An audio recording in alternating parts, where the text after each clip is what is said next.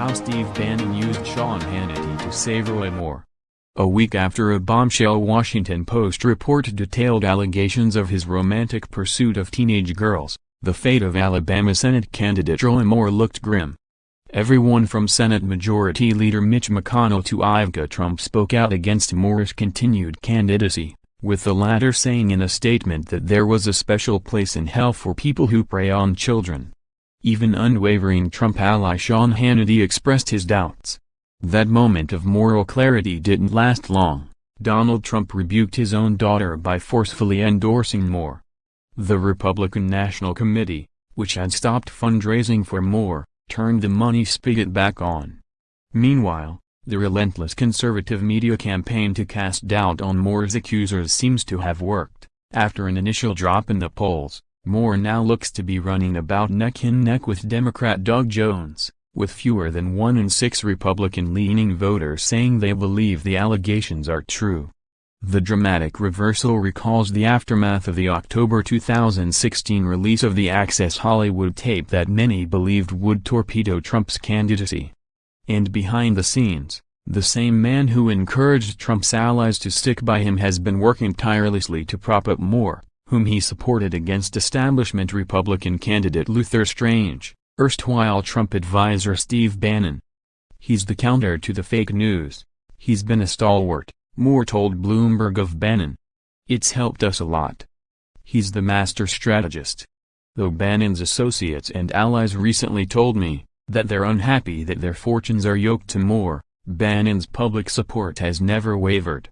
Meanwhile, his private approach has reportedly been two-pronged. First, he worked to discredit the accusers and the press who reported on their claims. Second, he launched an effort to win back conservative media figures.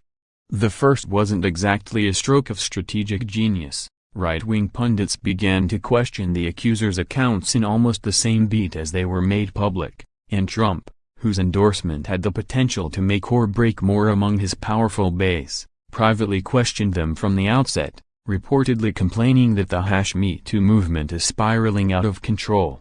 But the second approach proved crucial in the aftermath of Hannity's near defection.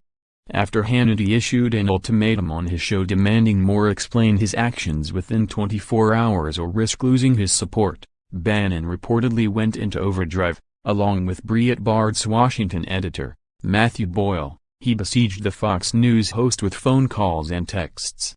Bannon, who recently told the New York Times that Hannity is the single most important voice for the deplorables, his term for Trump supporters, asked the Fox host not to call on Moore to withdraw and instead to let Alabama voters decide, said people familiar with Bannon's activities.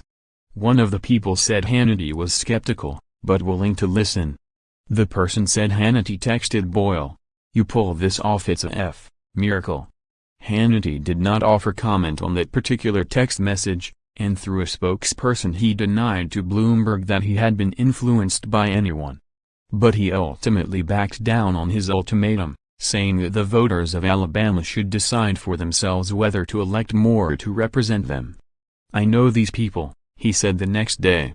"They're smart, they're great Americans, God, family, faith, country.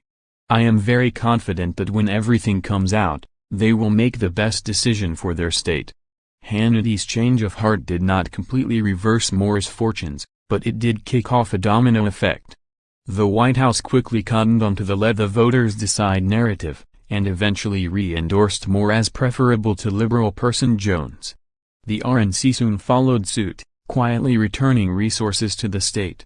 Bannon recently spoke in support of Moore at an Alabama rally, taking the opportunity to bash Mitt Romney and Jeff Flake for good measure, and he's set to speak in conjunction with Moore again on Monday night. Though he initially expressed reservations, "I can't believe we got this guy. But that's the hand we were dealt," a Bannon ally recalled Bannon saying. He has since overcome them. "Steve legitimately doesn't believe that any of those things are true," he told me. "If there's positive evidence that he did those things, Steve would drop him."